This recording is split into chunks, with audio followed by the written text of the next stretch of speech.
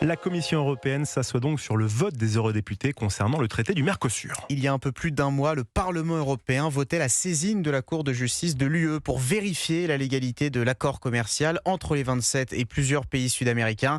Saisine qui avait pour effet de suspendre le processus d'adoption du traité.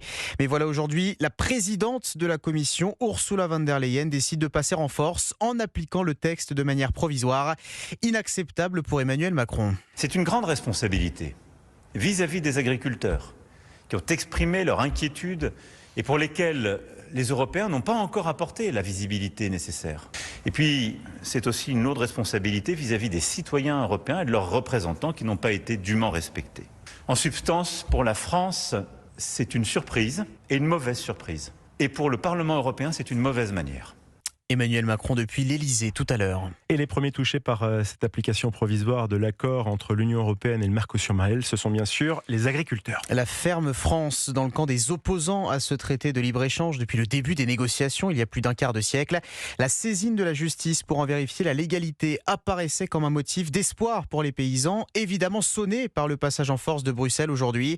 Première réaction recueillie dans les allées du Salon de l'Agriculture à Paris par Laura Legault pour Europe 1. Je trouve que c'est inadmissible. Derrière son stand, Philippe, directeur d'exploitation en Gironde, est remonté contre Ursula von der Leyen. Il ne s'attendait pas à une telle annonce. C'est antidémocratique, je veux dire, à partir du moment où on prend des décisions sans tenir compte du vote des gens, c'est inadmissible.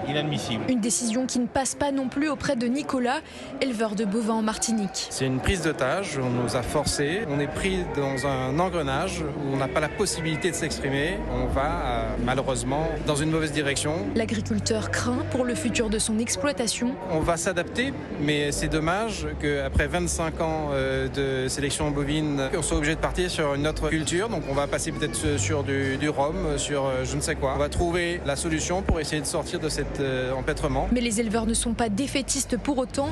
Ils comptent bien continuer à se battre contre le traité du Mercosur. Le reportage européen de Laura Legault au Salon de l'Agriculture à Paris.